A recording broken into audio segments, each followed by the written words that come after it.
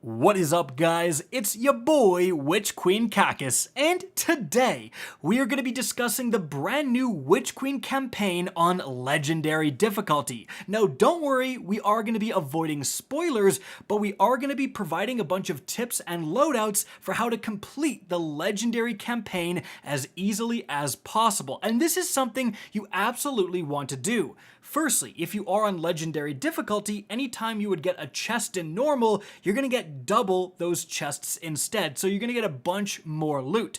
Additionally, if you are able to beat the entire campaign, every single mission on Legendary, you're going to get a full set of gear that's 1520, which is going to be a huge boost in terms of leveling, and you get to pick your choice of a brand new Witch Queen exotic armor for whatever character you beat it on. So definitely worthwhile.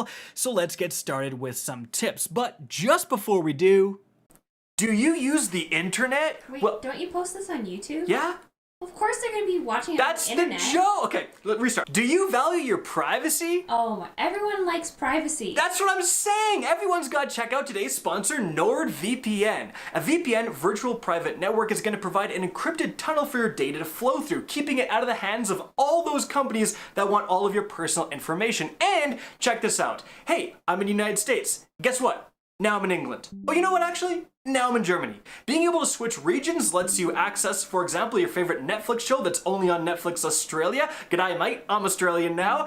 Or you can use region lock to get sales and products or even favorable currencies that are only available in a certain region. And guess what, guys? NordVPN is turning 10 years old this month in February. So to celebrate, they're giving you 1 month free guaranteed and a free gift of either 1 month, 1 year, or 2 years on top of that. Guys, definitely check it out. The link is in the description, and the best part, 30-day money-back guarantee. Literally no downside to try out. Definitely hop on it. I've been using NordVPN for months now. It's awesome. Alright, so let's start out with some general tips. Firstly, you might notice that the light levels between Legendary and Normal are identical, and that's because the main difference is just in the modifiers only present during the Legendary difficulty. However, one of these modifiers is going to artificially reduce your light level. So for this first example, it says the Legendary, this mission is 1360, but there's a modifier that reduces it and says your power is capped at 1350. So this does mean that as you're making your way through the campaign, even though it might say a level is, 1420, you might be thinking, oh my goodness, I'm only 1405. You're probably good because your light is going to be lowered anyway, so just keep that in mind. And by the way, that is how the progression in terms of light level is going to work. You're going to have several missions that are about the same light level, and then there's going to be a big jump, and then a couple missions that are in that light level, and then another big jump. So in between these big jumps, if you had some leftover hulls that you can pop, as you can see right here, that can fulfill your gaps.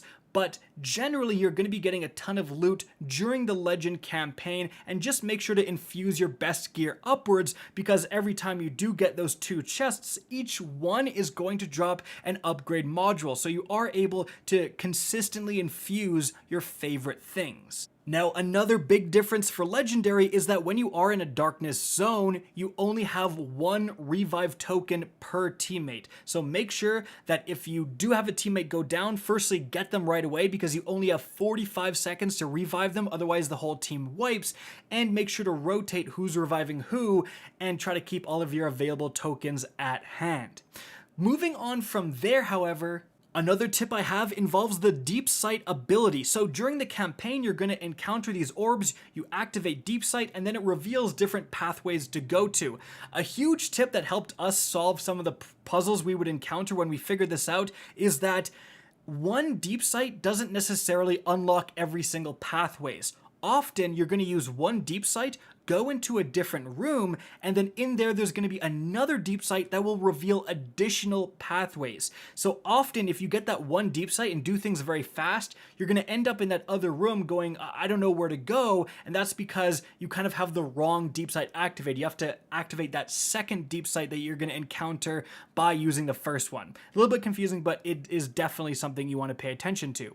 Another tip, by the way, you're going to have these Lucent butterflies, which are essentially going going to apply shields to the hive you're facing. So you'll see kind of a glowing hive. It'll have like a blue shield above its health bar, and when you do strip this shield, that butterfly is going to start flying around and it will head towards another hive enemy. If you don't shoot it in the air, which will cause it to explode and do damage to nearby enemies, which is great, but if you don't shoot it, it will again apply that shield to a different enemy, and then it'll just keep going and keep going. So you definitely want to be on top of those, otherwise it's going to take up all your ammo, constantly lowering these Lucian shields. That can be very, very annoying. But let's move on to the absolutely juiced loadouts my team was using. Actually, none of us ended up switching because it was good throughout the entire campaign, and we only wiped like twice throughout the entire thing. Like, these loadouts were amazing. So firstly, I was playing a Titan, and by the way, we have one loadout for the Titan, one for the Warlock, and one for the Hunter. We got all you guys covered.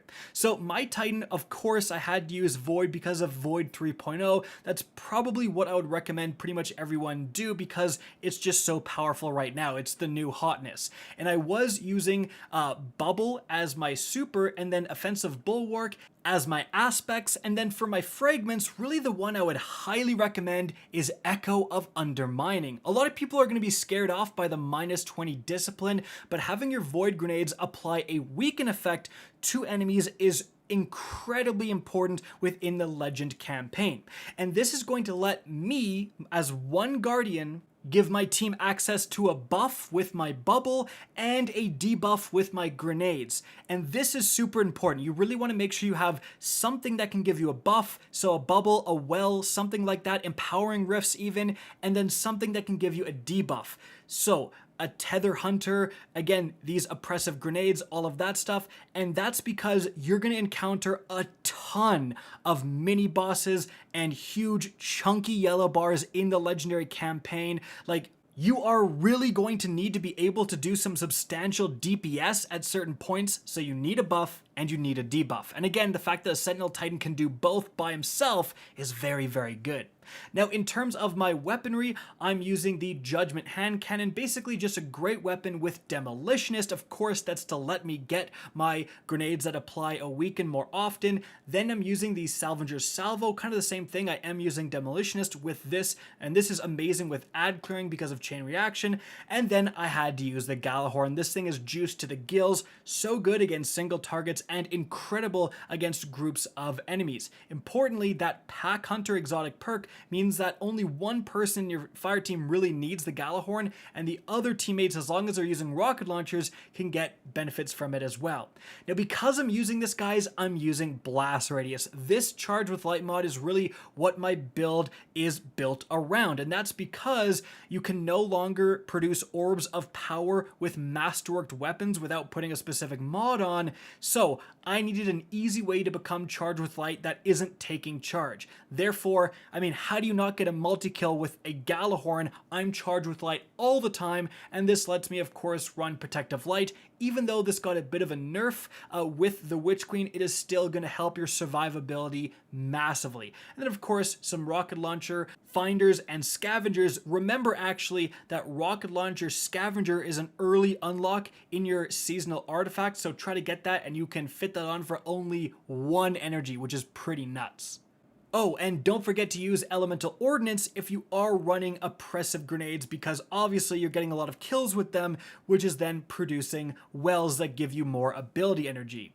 Moving on from there, guys, as for the Warlock on my team, she was using Chroma Rush, just another great primary weapon. Cartesian Coordinate was quite good even without Particle Deconstruction. Lead from Gold Vorpal means that you can have rocket launcher, finders, and scavengers and still get ammo for this thing, and it still puts out a lot of damage, and of course, using Galahorn again. In terms of the subclass, we are using the Vortex Nova Bomb, and then importantly, the Vortex Grenade is really good here. Magnetic Grenade is good as well. Feed the Void for Devour, and then a highlight was Child of the Old Gods, right? My Warlock teammate could not shut up about how good Child of the Old Gods is. You put down your rift, you shoot an enemy, and then a little orb goes over to the group of enemies and weakens all of them. So again, I said you need those weaken effects because enemies have so much health within Legendary. This is really going to help that. And of course, you can see the fragments right here. Now in terms of exotics, we're doubling down on those grenades by using Controverse Hold, which is going to let you charge grenades, do even more damage with them, and then you get grenade energy back, so you're just constantly yeeting out those weakening grenades. So darn effective.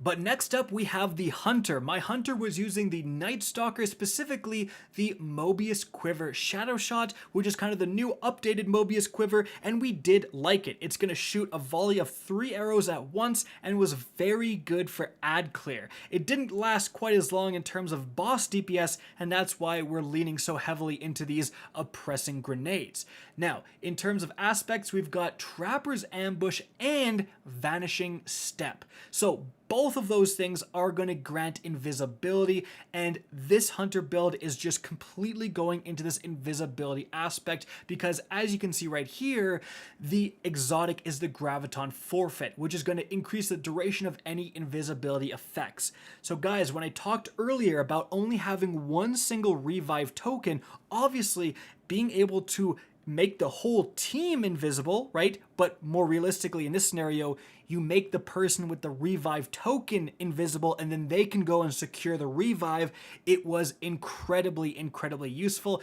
It just lets you do so much stuff, activate certain objectives, carry orbs, get in for a cheeky piece of damage, get some ammo, some heavy ammo, especially behind enemy lines. It really came in handy, and that utility is what I would recommend you guys use as well. Now, in terms of the weapons, we are using the grenade launcher, rocket launcher combo again. Like, it is really a thing here, especially again with that blast radius mod, but this time we are actually going to rely on a blinding grenades grenade launcher. I would recommend like one of each. I don't think all blinding grenades are the play because I did get nerfed in the Witch Queens. They're not outputting as much damage, and you are eventually going to need to kill those enemies, but having just one and being able to blind a whole group of enemies, prevent them from shooting you, was very good. He was also using the Teraba exotic submachine gun with the 40% buff to red bar enemies that primary exotics are getting. Stuff like this is a lot more viable, and the Teraba can output a ton of damage. If you don't have the Teraba, don't worry, something like the Risk Runner would be fantastic. And the Huckleberry would be amazing as well, just like a really powerful exotic primary. And then in terms of heavies, the Hothead. Like, this teammate, of course, got the absolute juiced god roll of the Hothead here with Explosive Light to do even more damage. And in fact, when triggered with the Galahorn Pack Hunter perk, the Hothead is out DPSing the Galahorn itself. And again, we're doing this because all 3 Galahorns is actually going to be lower overall for your damage output. You want 1 or 2 Galahorns and then someone else using a really good legendary, and then that lets them, use in this case, an exotic primary or something like that to diversify a bit. And so guys, that is it for the video. I hope you enjoyed and found this informative. And again, don't forget to check out NordVPN linked in the description. Guys, if you did enjoy and you want to see more Destiny 2 content similar to this, don't be afraid to slap that subscribe button. If you want to get in touch with me and keep up to date with the latest channel activity, the best way is to follow me on Twitter at RickCacus. That is linked in the description down below. Again, I hope you enjoyed the video, and as always, have a good day.